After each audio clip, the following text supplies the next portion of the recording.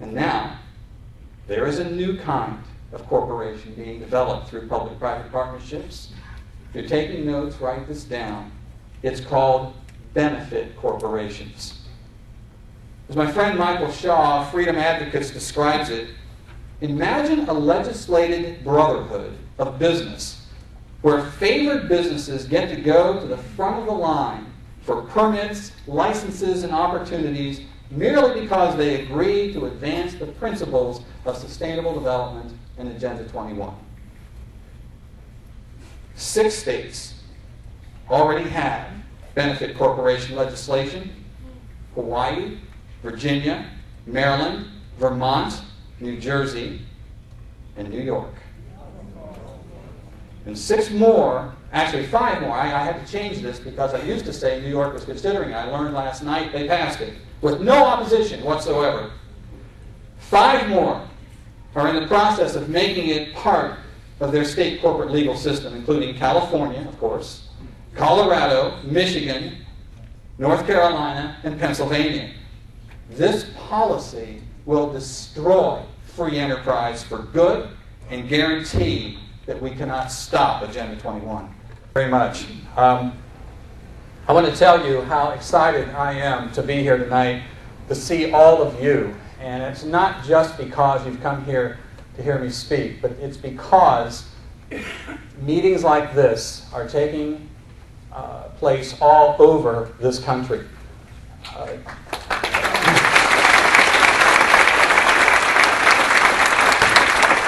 And it was not very long ago when that was not true. There were 4 or 5 of us talking about Agenda 21 over the last 15 to 18 years to very empty rooms. And in the last year and a half, that has changed. And I'll tell you, when you walked in this door tonight, you joined a revolution. And I thank you for that.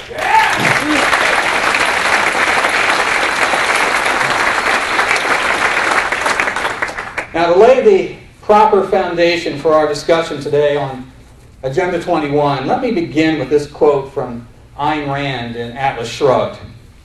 Quote, "When you see that trading is done not by consent, but by compulsion, when you see that in order to produce you need to obtain permission from men who produce nothing, when you see money flowing to those who deal not in goods but in favors, when you see that men get richer by graft and pull than by work, and your laws don't protect you against them, but protect them against you, when you see that corruption being rewarded and honesty becoming self-sacrifice, you may know that your society is doomed."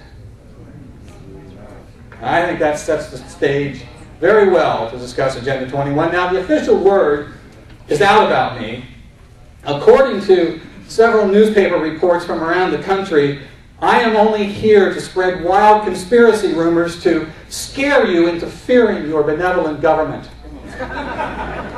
Guilty as charged. Well, you all know that something is very wrong in America. Every day, government at all levels grows ever more out of control, more intrusive in our personal lives, more of a threat to private property, all in total and flagrant disregard of the expressed will of the electorate. The fact is, Americans have grown to fear their own government. Life is getting harder. There is less optimism about the future. The once prominent phrase, the American dream, seems to have been dropped from our vocabulary. The reason? America is going through what Al Gore called a wrenching transformation of society. Now, those are powerful words. But what was he talking about? What kind of transformation? What has changed? And where does that transformation originate? How does it directly affect your daily life? The old structure of what was once the United States of America is being replaced with a new political and economic order that is drastically changing the very underpinnings of the nation. These are being replaced with a new ruling authority created to mandate proper conduct for every citizen in a newly organized society. Now, there's a radical statement. It's being done quietly, behind the scenes, without debates, without votes, and with no official announcement. Yet this new ruling authority has become the official policy of the federal government, of every state government, and is moving rapidly into nearly every city, town, and county in the nation. The ruling authority is called sustainable development, and it's the blueprint for transforming human existence, and it's fully outlined in a UN document called Agenda 21. I've had 18 years of experience to study every aspect of sustainable development in Agenda 21, and I have learned that it is an absolute threat to everything free Americans hold dear. Here's what I know.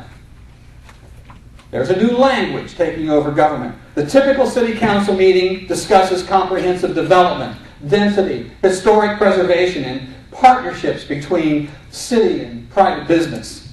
Civic leaders organize community meetings run by facilitators as they outline a vision for the town enforced by consensus.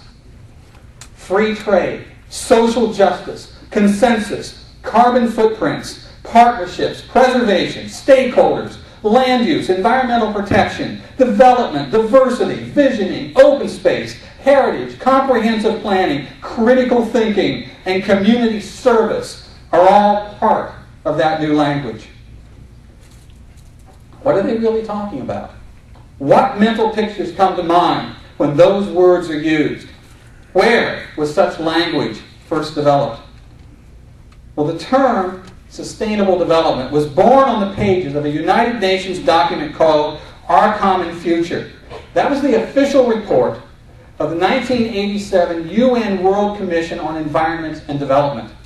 As a result of this report, for the first time, the use of environmental protection and human development were tied to the age-old socialist goals of international redistribution of wealth. And that is the key to understanding the true purpose of sustainable development and all its policies, control of all facets of the economy. Here is how the UN described Agenda 21 in one of its own publications in 1993 in an article entitled Agenda 21, the Earth Summit Strategy to Save the Planet. It said, quote, Agenda 21 proposes an array of actions which are intended to be implemented by every person on Earth. It calls for specific changes in the activities of all people. Effective execution of Agenda 21 will require a profound reorientation of all humans, unlike anything the world has ever experienced. I've never read a more powerful statement of a purpose for government, and yet, when you and I point it out and protest against it, we are attacked as fringe radicals. Astounding.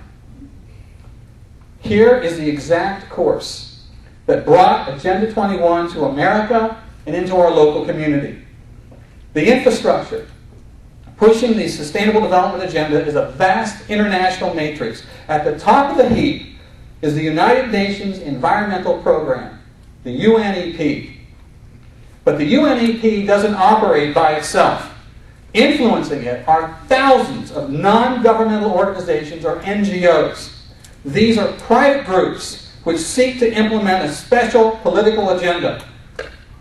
Through the UN infrastructure, particularly through the UNEP, these NGOs have great power. And I should point out that true NGOs are groups that are officially sanctioned and certified by the United Nations to participate in these international efforts. They don't just announce, we're a new group and we're going to go and do this. They have to fill out an application that's about that thick, and they have to pledge that they are going to be true to the goals of the United Nations. Prior to the 1992 Earth Summit in Rio de Janeiro, These sanctioned NGO groups spent considerable time writing and creating the document that would be introduced to the world as Agenda 21. At the Earth Summit, nearly every head of state signed agreement to follow Agenda 21, including George H.W. Bush. Agenda 21 is not a treaty that has to be ratified by the Senate. Rather, it's what's known as a soft law policy, a guideline that the nation agrees to implement through its own legislative process. And that's the reason why it is so difficult to follow it from the UN down to your city council. There's been an array of things in between. President Bush, in signing the document, committed the U.S. to implement the policies of Agenda 21. That sent the policy to our federal bureaucracy, which started to set it in motion. Agenda 21 then gained huge momentum when in 1993, President Bill Clinton issued an executive order to create the President's Council on Sustainable Development and make it official U.S. policy. Take a look at who served on that council, and you will see many of the same NGOs which helped write Agenda 21 for the United Nations. They include Jonathan Lash of the World Resources Institute, one of the three most powerful organizations influencing the UNEP. Also on the President's Council were John Sawhill of the Nature Conservancy, and Jay Hare of the National Wildlife Federation, and Michelle Perrault, International Vice President of the Sierra Club. All players in the creation of Agenda 21, now openly serving on the President's Council with a specific mission of implementing Agenda 21 into American policy. And there's an even more direct connection between Agenda 21 and our federal government. Listen carefully. Included at the UNEP table to develop the policy, along with all the NGO groups who helped write it, are these players in the federal government. These include the Department of State, Department of Interior, Department of Agriculture, Environmental Protection Agency, National Park Service, the U.S. Forest Service, and the Fish and Wildlife Service. These agencies send representatives to all UNEP meetings. It costs millions of dollars for them to do that. They spend hours and hours and hours there helping write policy. Now, why do they do that? If Agenda 21 is just a myth that has no effect on our government. You might remember a great deal of discussion during the Clinton administration about the idea of a reinvention of government. Vice President Al Gore was put in charge of that reinvention, and that should have been our first clue. The invention, of course, was sustainable development. The purpose of the President's Council was to translate the guidelines of Agenda 21 into public policy to be administered by the federal government. And that step-by-step process translated into the ruling authority through which a UN plan, Agenda 21, has become unquestioned U.S. policy throughout the nation. It was invented by NGOs through the UN. It was brought to the U.S. through the President's Council. And through federal and state legislation, it is being implemented on the local level through the involvement of those same NGOs who helped write it. They started at the top. They surrounded the people who wrote the legislation on the federal level. They moved to the state level, knowing full well what that legislation was and all the strings attached to it. And they got the states to pass legislation that made the local governments put these programs in place. And then they went into the local communities and they put the pressure on your local officials. That is the path that got it into your neighborhood. Sustainable development is not a local policy or local idea. So, and it's important that your lawmakers know the Agenda 21 connection in order to understand the origins, the philosophy, and the true purpose behind the plans that they are implementing. So, what is sustainable development?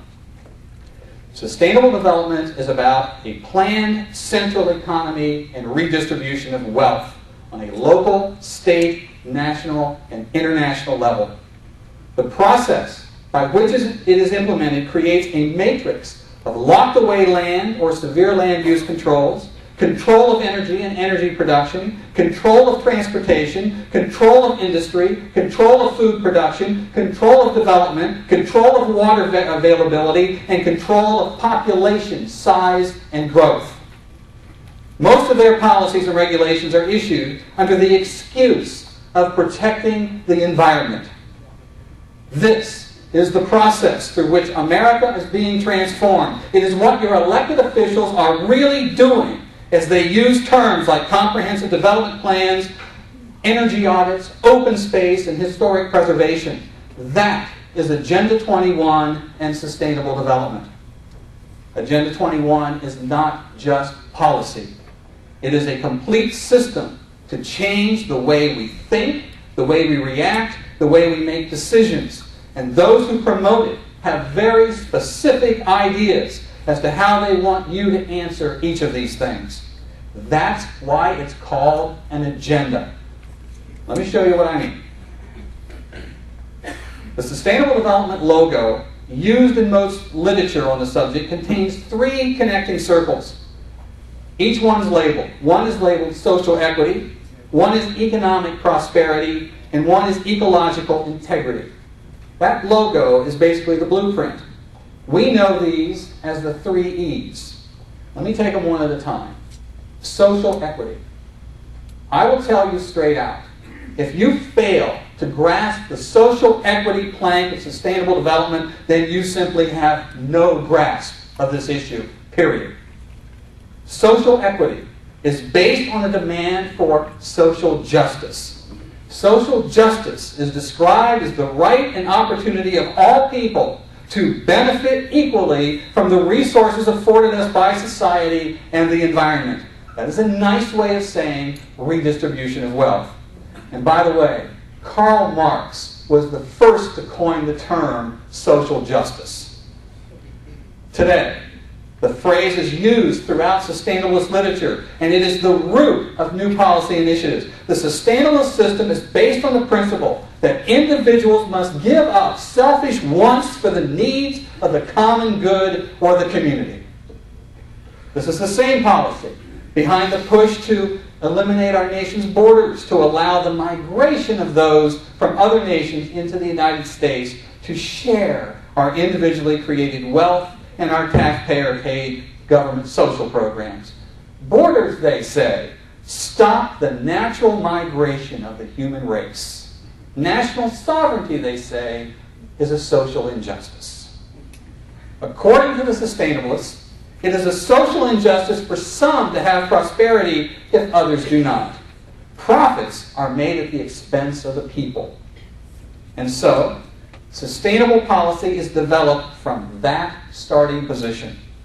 As a result, social equity through sustainable development is a means to a forced utopia with promises of health care for all, jobs for all, housing for all, and equality for all.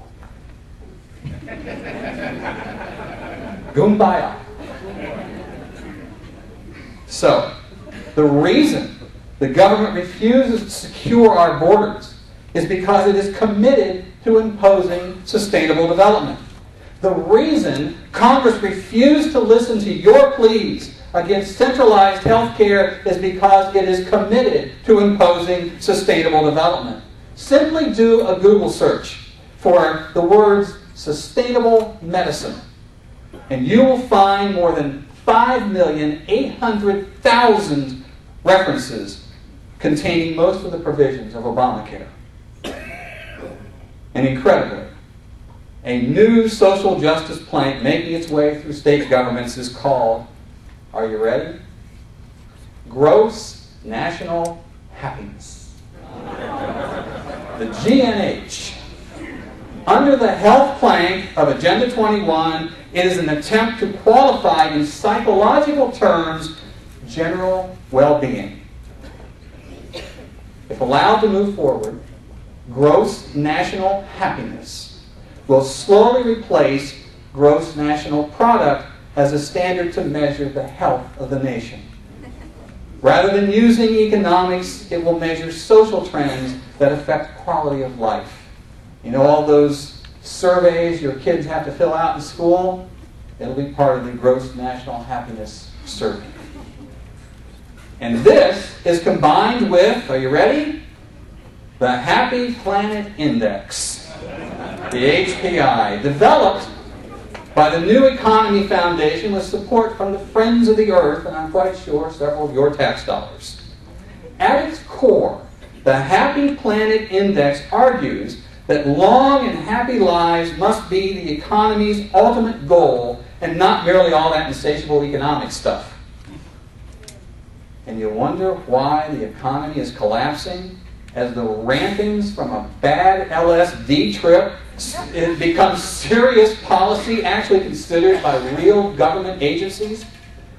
What I've just revealed to you come from official documents from the state of Maryland and more. Last week in Tennessee, there was a major rally demanding gross national happiness. The second of the three E's, economic prosperity. The international system of Agenda 21 encompasses the free trade movement that created the North American Free Trade Agreement, or NAFTA, and public-private partnerships, all pulled together in a government-driven economy called corporatism. It is not capitalism or free markets, though it may have some of the trappings. The marketplace is still there, but ultimately, corporatism does not trust the marketplace to do what the elites want done. The partnerships allow for special tax breaks, access to land for some developers, but not for others, non-compete clauses in government projects that guarantee profits, access to grants and lucrative special government projects, and much more. Under public-private partnerships, there is a guarantee of protection and profits. Corporations that play ball get the power of government, and government gets to hide behind the independence of private business. Thus, the partnership between corporations and government is done at the expense of ordinary people, the exact opposite of free markets controlled by consumers. This is the new way business is being run in America under sustainable development. The business plan of the day: lobby for regulations. They argue that it is good for the economy, creating jobs by destroying things from the past. They say it's good for the economy to enforce regulations to make people buy things they didn't need before. It's certainly not free enterprise or open markets. The true description is government-sanctioned monopolies, right out of the Mussolini fascist playbook. And the third E, ecological integrity. Well, this is the excuse for it all. To understand the power of the transformation of society under sustainable development, consider this quote from the UN's Biodiversity Treaty, which was also introduced at the 1992 Earth Summit. It says, quote, "Nature has an integral set of different values, cultural, spiritual, and material, where humans are one strand in nature's web, and all living creatures are considered equal. Therefore, the natural way is the right way, and human activities should be molded along nature's rhythms," end quote. This quote lays down the ground rules for the entire Sustainable Development Agenda. It says, humans are nothing special. Just one strand in the nature of things, or put another way, humans are simply biological resources. Sustainable policy is to oversee any issue in which man interacts with nature, which of course is literally everything. This is necessary, sustainabilists say, because humans only defile nature. In other words, sustainabilists view man as nothing more than a swarm of locusts which swoop down on nature and sucks it clean until there's nothing left. Nothing good comes from man, according to sustainabilist doctrine. And private property ownership and control is a main target of sustainable development. Consider this quote from the report of the 1976 UN Habitat I conference, which said, quote, "Land cannot be treated as an ordinary asset controlled by individuals and subject to the pressures and inefficiencies of the market. Private land ownership is also a principal instrument of accumulation and concentration of wealth, and therefore contributes to social injustice. End quote. The fact is, Agenda 21 is a blueprint to completely change our society to a top-down, planned central economy in a strange mixture of socialism, fascism, and corporatism. To convince Americans to accept it required that they would have to get us to sacrifice our natural rights voluntarily. The answer? Environmental Armageddon. You must sacrifice freedom to protect the planet. It's urgent, we're told. Do you doubt that? Then consider this quote by Alexander King, co-founder of the Club of Rome. He said, quote, "In searching for a new enemy to unite us, we came up with the idea that pollution, the threat of global warming, water shortages, famine, and the like would fit the bill. All of these dangers are caused by human intervention. The real enemy, then, is humanity." So the urgency is on. Global warming and climate change are feeding the hysteria. There's no time to consider things like individual concerns and wants and needs. Selfish, cries the sustainabilist. We must save the environment. Go green. Get out of your cars. Stop using energy. Sacrifice. Cut your carbon footprint or perish. And so, federal and state governments, working hand in hand with a horde of non-governmental organizations, private groups with personal political agendas, force passage of rules and regulations passed down to local communities. But, say your local officials, none of that UN stuff, socialist stuff is true, just conspiracy theories from right-wing radicals. We're just creating the tools necessary in a local effort to manage growth and development for our community, they say. Have you heard these?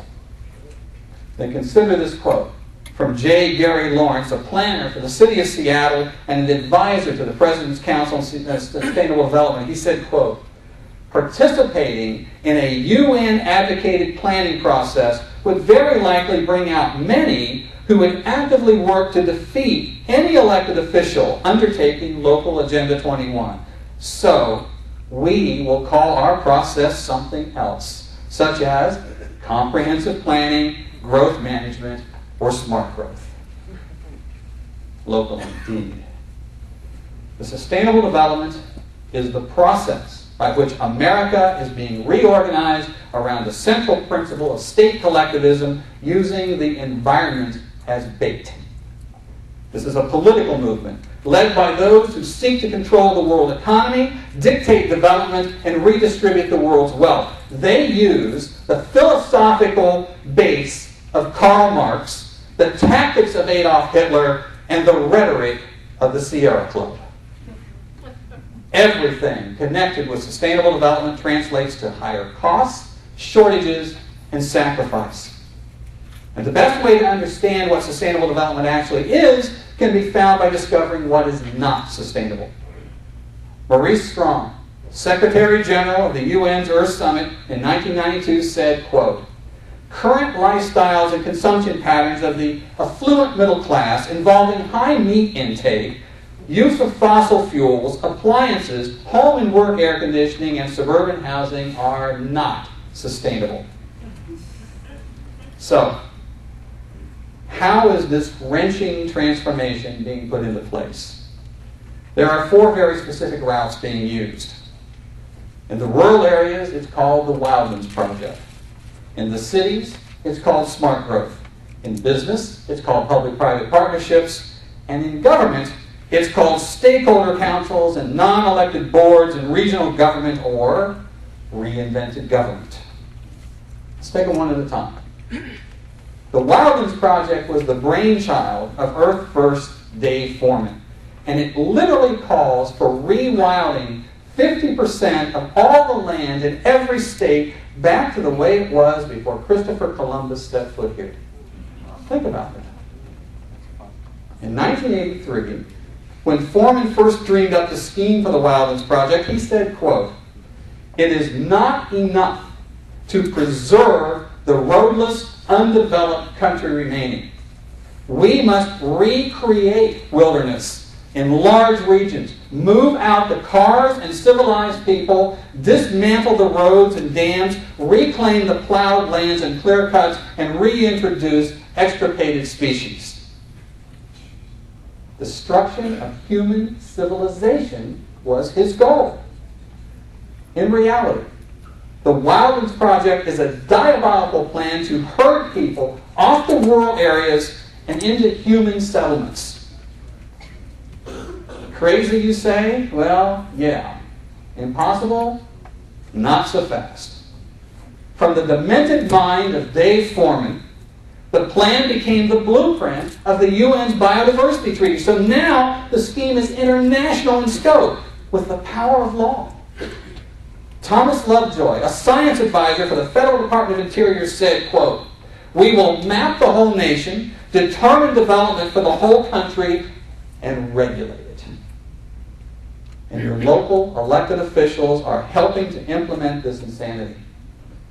Yet they're quick to deny that such ideas have their origins on the international level, and they accuse me of wearing a tinfoil hat and hearing voices. Well, here's a voice I hear. Again, Maurice Strong said at the UN's Earth Summit, quote, "Isn't the only hope for the planet that the industrialized nations collapse? Isn't it our responsibility to bring that about?" Is that not what you hear in the news every night? The collapse of the industrialized nations? And that is the true agenda we face. But how do you remove people from the land one step at a time? There are many tools in place to stop human activity and grow the wilderness. Deny grazing and water rights on public lands. It becomes more difficult and more expensive to run the farm or the ranch, and eventually it goes out of business. Lock away natural resources by creating national parks. It shuts down the mines, and they go out of business. Call every mosquito-infested swamp and occasional mud puddle a wetlands, and ban any development around it. Invent a spotted owl shortage and pretend it can't live in a forest where timber is cut. Shuts off the forest. Then when no trees are cut, there's nothing to feed the mills, and then there are no jobs, and then they go out of business, and in fact, whole towns go out of business. In the state of Maryland, they are considering a plan to ban septic tanks as a means to protect the Chesapeake Bay, even though there is no evidence that septic tanks do any damage whatsoever. In fact, they've proven to be one of the best inventions we ever had. The only result of the ban will be to make it impossible to live in a rural area unless you want to spend millions, several millions of dollars on a private water treatment plant. The Wildlands Project comes in many names and many programs. Wilderness areas, comprehensive land use plans, bikeways, greenways, heritage areas, land management, rails to trails, open space, wolf and bear reintroduction, conservation easements, and many more. Each of these programs is designed to make it just a little harder to live on the land, a little more expensive, a little more hopeless. In reality, the process is simply herding people off rural land and into human habitat areas or cities. The second path to sustainable development is called smart growth. They put a line around the city and tell you no growth can take place outside of that line. Urban sprawl, they say disdainfully. They refuse to build more roads as a ploy to get you out of your car and into public transportation, restricting mobility. Now, new highways, they say, are feeders to more development, so it must be stopped. They even stop the widening of existing roads for the same reason. So roads become overcrowded and gridlocked, and they blame development. Their new ploy is to force cars to share the road with bikes. The complete street, they call it. And in many smart growth cities, new apartment buildings now have no garages or parking lots. We don't want any stinking cars here. Smart growth creates an unnatural restriction on space inside the controlled city limits. What happens? There's a shortage of houses and prices go up. And that means populations will have to be controlled because now there's a shortage of land. And that's why kind, compassionate environmentalist Dr. Jacques Cousteau declared, in quote, "In order to stabilize world populations, we must eliminate 350,000 people per day." Sustainables call for 85% reduction in human populations. Now, after we're done here tonight, we have set up outside here in the hall some containers of Kool-Aid. We would like all of you to do your patriotic duty and go out and drink some, and you won't have any environmentalists in your way blocking it because they won't get in that line. 85% reduction in human population. How's that done? Do we use the proven success of China's population control methods and of forced abortions and sterilizations? The Chinese, I can tell you, are huge supporters of sustainable development, and I'm sure that they've got some great ideas they can share with us about getting rid of people. Of course, comprehensive development plans are the tool of choice in nearly every city in the nation to produce the proper smart growth community. Through these plans, energy and water use is tightly controlled. You control the water, you control everything. Smart growth advocates force individuals to live in denser communities that take up smaller tracts of land per housing unit. Planning advocates and government bureaucrats are forcing such planned communities across the state and the nation, and those plans put severe controls on private property. The fact of the matter is, in a smart growth community, there can be no private property. It's community. And the third way to sustainable development, inside the human habitat areas, our cities and our towns, government is steadily being controlled by an elite ruling class called stakeholder councils. These are mostly NGOs who, like thieves in the night, just show up and stake their claim to enforce their own private agendas. The function of legitimate elected government within the sustainable system is fast becoming little more than a rubber stamp to create and enforce the dictates of the council. It's the demise of representative government. And the councils appear and grow almost overnight. You'll find watershed councils that regulate human action near every trickling stream, river, or lake. Meters are put on wells. Special action councils control home size, tree pruning or removal, even the color you can paint your home or the height of your grass. Historic preservation councils control development in downtown areas, disallowing expansion and new building. Sometimes they even disallow repairs on existing buildings unless specific, expensive, perhaps non-existent materials are used. In rural areas, we find the establishment of fire safety councils that prevent those living in wooded areas from removing vegetation and dead trees from wooded areas or on their own land, because to do so wouldn't be natural and damages the ecology. And that's why the fires are burning so hot in the West now. So as a result, forests can't be cut. Farmers pay taxes to draw their own water and their own wells. Commercial fishermen can't fish, and regulations cover all possible human activity. Once the councils are established, it becomes nearly impossible to discuss issues with your elected representatives. Instead, they will automatically refer you to the proper council or administration or department run by unresponsive appointed hacks armed with their own political agendas. These non-elected councils fit almost perfectly the definition of a state Soviet, a system of councils that report to an apex council and then implement a predetermined outcome.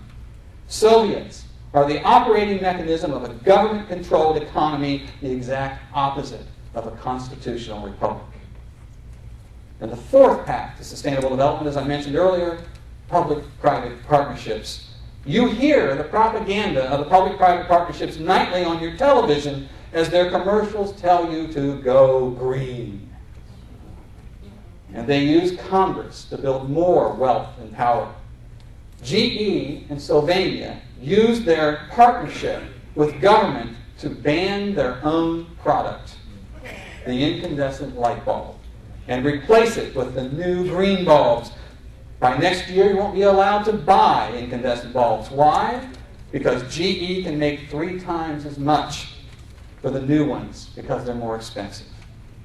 Such is the reality of green industry. In fact, there would be no green industry if not for the billions of dollars in grant money shelled out to the partnerships to develop alternative energy schemes.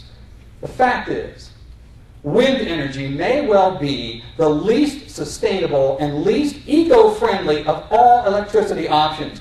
In fact, it probably requires more energy to manufacture, haul, and install these monstrous windmills and their transmission systems than that windmill will ever generate in its life. Yet the nation, in the name of sustainable development, is investing everything in our future to enforce these windmills over real energy providers.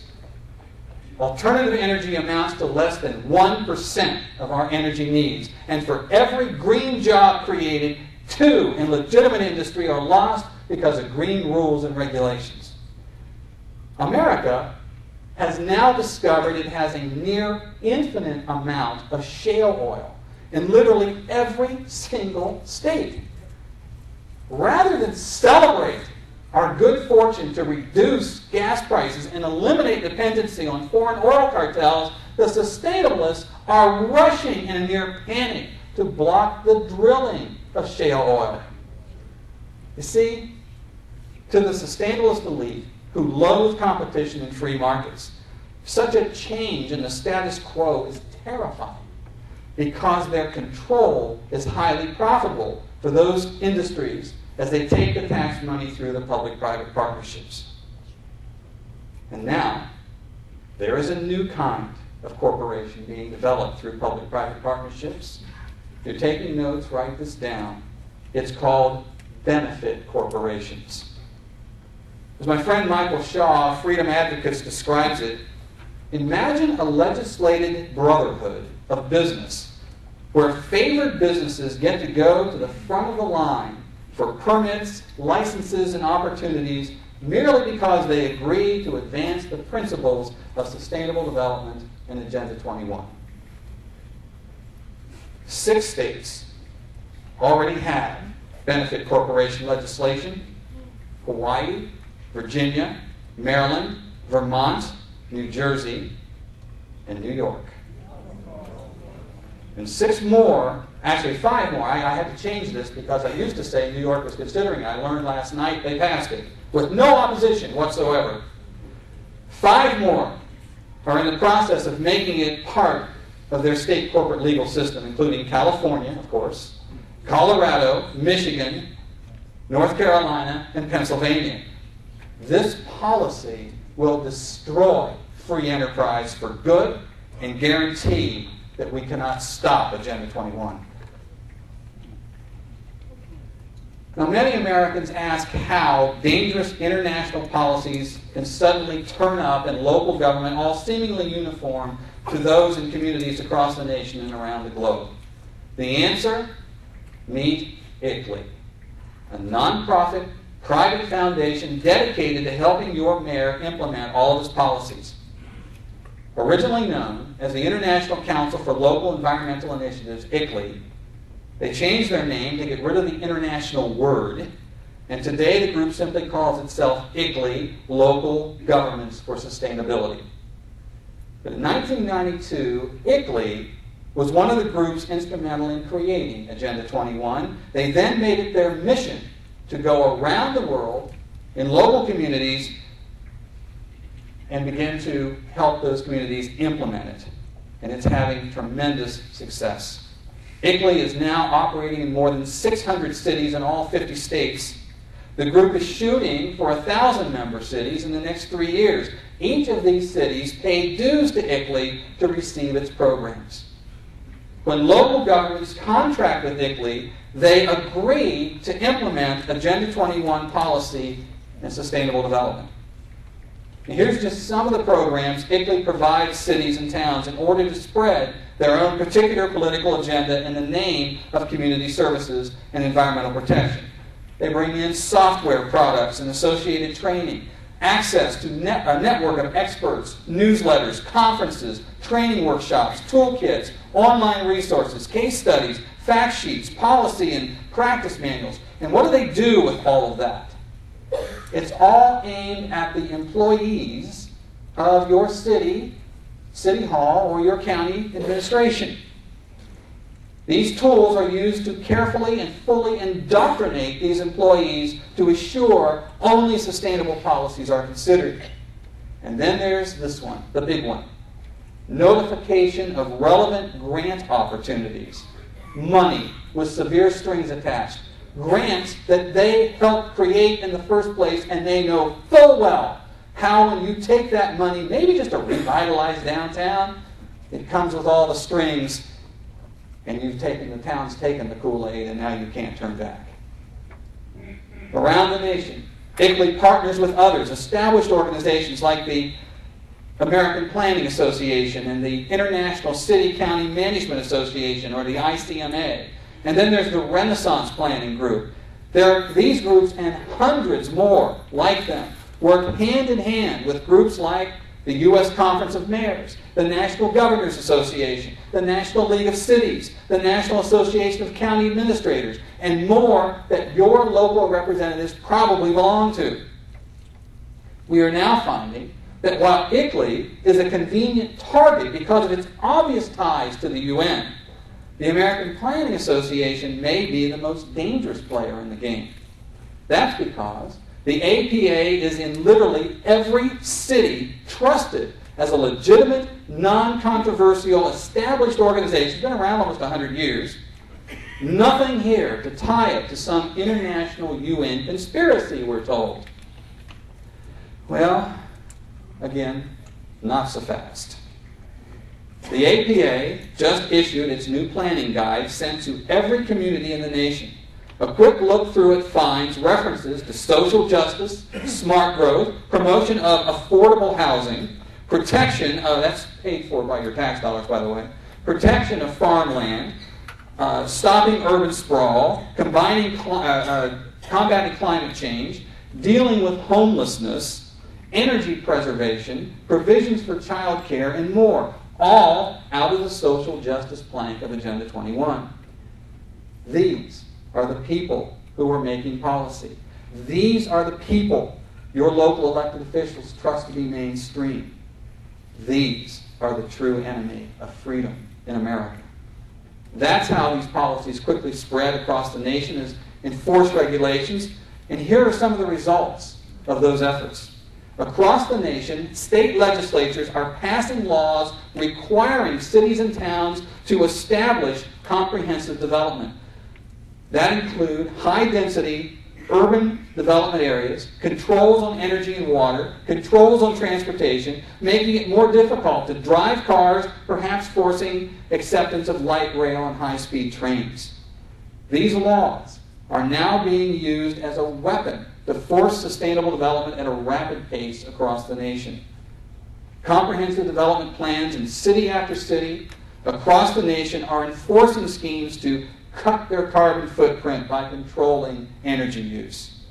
And here's some of what you can expect from these plans that your city fathers say will make things better. One of the most popular tools now to control energy use is the energy audit and building review. They establish quotas for electrical use and for heating and cooling pumps and water use, weatherization of existing buildings, replacement of incandescent light bulbs, and so forth. That means that government bureaucrats will come into your home or your office building and determine the amount of potential energy you should have. You will be given a list of recommendations necessary to bring your home into compliance. These may include the need for a new roof, new energy-efficient appliances, new windows, etc. In Oakland, California, the City Council did just these things. And the result was an average cost to every single homeowner of at least $35,000. And if you don't comply, you will be fined and possibly unable to sell your home until you do. Across the nation, power companies in partnership with government planners are forcing the use of smart meters. Those meters contain RFID chips. The technology enables the power company to keep track of how much power you are using and control, regulate, and ration your use of that electricity. They will set the temperature in your home. If they decide that you're using too much hot water for your showers or washing machines or too much air conditioning, your electricity will automatically be turned down or even off. Moreover, a future goal is to have all appliances replaced with those containing those same RFID chips which the smart meter will speak to for more regulations and controls. And those who protest that such meters are a violation of private property rights and freedom of choice are told that their only choice is to accept the meters or have no electricity in their home. And it just keeps getting wilder. Under the title of sustainable farming, the planners are excited about a new sustainable style of tractor to pull the plows. It's called a team of oxen. And they're serious. There is a college in Vermont that teaches sustainable farming, and they have a herd of oxen. Students are paying for an education to learn Davy Crockett's farming techniques. In San Diego, California, there have been no new docks built in that harbor for 25 years because the docks hide the sun from the plankton underneath. There are now policies being advocated to place taxes on the use of toilet paper, on the number of miles you drive in your car, and on the use of plastic bags. Well, in Washington, D.C., they just banned the bags. Get that out of the way. Next on the agenda is to, quote, radically abandon the flush toilet. They call it, quote, one of the world's most destructive habits. Shame on you. The Bill and Melinda Gates Foundation have made a donation of $3 million to 8 universities to reinvent the flush toilet. The EPA is now providing funding to NGO groups to run training programs for people to photograph and report neighbors who may be committing crimes against the environment. This summer, Obama signed Executive Order 13575 to create the White House Rural Council. The Council is a list of the most aggressive agencies and departments of the U.S. government. It will bring an army of regulators into rural areas to completely control every decision of land use, farming, and development. It will even affect curriculum in schools.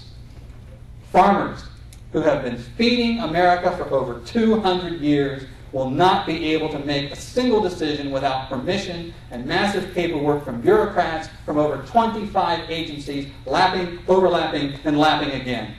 The result will only be food shortages and higher prices. Welcome to the utopia of sustainable development. This is Big Brother at its worst, and it's plan, control, enforced by your local leaders and representatives in partnership with ICLEI, an organization whose vice chairman, Harvey Rubin, said, quote, individual rights will have to take a back seat to the collective. Now I ask you this. Would any of your elected officials admit to enforcing communism in your community? Of course not. Then why are they so eager to be in partnership with an organization which does? The United States is not a global village run by elders who hand down the rules from on high. We are a nation of individuals whose rights are supposed to be protected and guaranteed by the representatives we elect. We demand accountability from them. However, Global forces which do not accept the unique American form of government sneak behind the curtain, avoiding controversy and honest debate. The only possible result can be a tyranny over a powerless electorate stripped of their rights, their property, and their self-determination. Global warming has been the excuse for the hysteria, but true science is now showing that to be the greatest hoax ever perpetrated on humankind. So there's no need for these dire policies to cut back our carbon footprint by forcing us to lock away land and resources and live in high-density cracker boxes. We all want a clean environment. However, what we're objecting to here is not environmental protection, but the process that is being used in its name. There's nothing local or innocent or normal about it. This is an international agenda created by ideological zealots working hand in hand through massive international gatherings sponsored through the United Nations. At those massive meetings, documents are carefully prepared for the signatures of leaders of every nation. Once signed, the bureaucracies of the nation use documents like Agenda 21 as a blueprint for legislation and regulations. To write that legislation, the bureaucrats work hand in hand with the same zealots who wrote the UN documents it's based on, and then these same UN-sanctioned NGOs, such as the Sierra Club and the Nature Conservancy, team up with local groups like the American Planning Association to apply pressure and make sure local city councils and county supervisors toe the line. The resulting non-elected boards, councils, and regional governments appointed by an ecoligarchy answerable to no one is the perfect definition of a Soviet, essentially controlled economy. And ladies and gentlemen, I assure you, we cannot restore our unique American republic if our communities are little Soviets. Nor can we protect the environment if our economy is destroyed and free men are unable to make choices other than survival in a sustainabilist tyranny.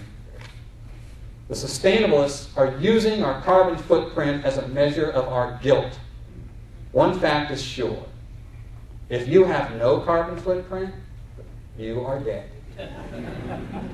Elected officials can no longer play ignorant about the origins of their policies. America is dying while they are denying. It is their elected duty to represent the people and protect them from these piranhas that are devouring our way of life. To save it, you must take action now. And understand that the main battle is being fought not in Congress, but right here on the local level. If America is to survive, you and I must stop sustainable development in Agenda 21 now at every level of government. We must stand up and protest at every city council and county commissioner meeting, at every planning board, and at every consensus meeting. Fight the creation of non-elected councils, commissions, or boards because they can and they will be used as a weapon against your ability to deal and reason with local government. Above all, refuse federal or state money or new sustainable programs and get rid of the old ones. And if ICLEI and the American Planning Association are now running things in your town, and they are, throw them out. Stop payment of dues, disband anything that they have built, and start looking for some high-grade tar and feathers.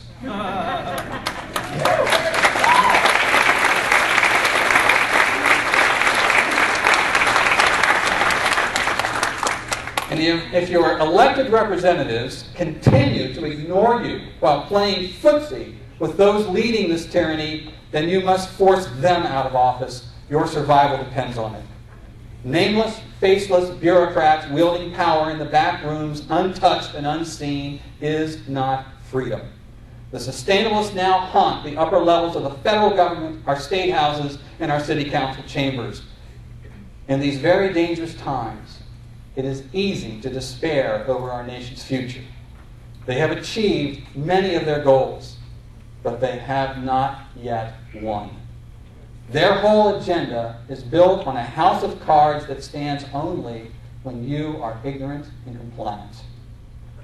And their arrogance and their impatience to force the policy into place is resulting in a stir of the American people. We are beginning to move the rock of freedom uphill. We are on the threshold of great change because the word is quickly spreading about Agenda 21. After 18 years of issuing warnings about Agenda 21, finally, opposition is being heard. In the past 10 months, at least 10 communities have taken action and revoked contracts with ICLEI. It started in January with Carroll County, Maryland, then Amador County, California, then Montgomery County, Pennsylvania, then Edmond, Oklahoma, then Las Cruces, New Mexico, then Spartanburg, South Carolina, then Albemarle County, Virginia, the home of Thomas Jefferson, then Plantation, Florida, then James City County, Virginia, where America basically started in Jamestown. And just most recently, Lexington, Virginia, rejected its contract with ICLEI. And there's more. In the Washington State Legislature, they are establishing an anti-Agenda 21 caucus. In Bonner County, Idaho, County Commissioner Cornell Razor is working to establish a property rights council as an official arm of the county government. It will oversee all legislation coming before the county commission and will determine if it violates private property rights. And just this past week, I participated in a national conference call of activists to help move the Property Rights Council idea across the nation. Activists in Tennessee are already moving to implement the idea. The state legislature in Wisconsin now has a bill before it to allow local community governments to repeal comprehensive development plans they were forced to put together under smart growth legislation. It also eliminates the grant program that was set up to finance the smart growth schemes. And finally, Florida's state legislature has passed and the governor has signed legislation to repeal smart growth legislation for the whole state.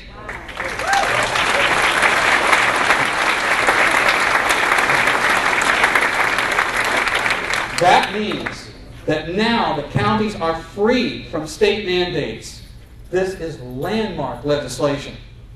And every day I talk to activists across the nation hoping to be the next community to kick these zealots out. In several counties, anti-Agenda 21 candidates are starting to appear on ballots. Some of them are even so determined that they're running as write-ins. In a panic, ICLEI is now rushing to cleanse its website of any mention of Agenda 21. Our opponents are trying their best to ridicule us and paint us as a movement of extremists. It's not working. We are getting stronger every day. For the first time since I started down the road to expose Agenda 21, I believe we will succeed in crushing it.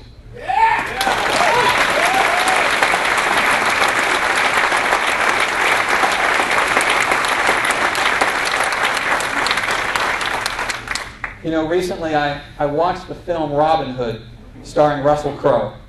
And I was struck by the similarities between England of the 13th century and today's America. It was a time of serfs who had no rights, no property, and only poverty in their future. It was a time when the king owned everything, from land to livestock. And it was a time when tax collectors could literally confiscate everything you had in the name of the king, leaving you with virtually nothing. The people attempted to rise up and demand that their king give them legal rights from which they could be guaranteed the ability to benefit from the fruits of their own labor. The people of the 13th century England knew what they had to do if ever they were going to be free. The slogan under which they organized was, "Rise and rise again until lambs become lions." Today, as we face an ever-growing tyranny by a government and a president, as well as elected officials on every level who ignore you, lie to you, deny their actions that you can plainly see, Americans, for the first time in history, face the same evil those Englishmen faced so long ago.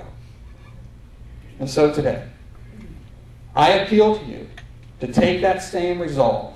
Today, begin that effort to rise up and continue to fight again and again. At city council and county commissioner meetings, take their ridicule and return to fight again. Stand up to these self-proclaimed stakeholders and outsider NGOs, the carpetbaggers of our day. Reach out to your neighbors and help them see what a threat Agenda 21 is to their freedom. Never give in. Rise and rise again until lands become lions. Thank you.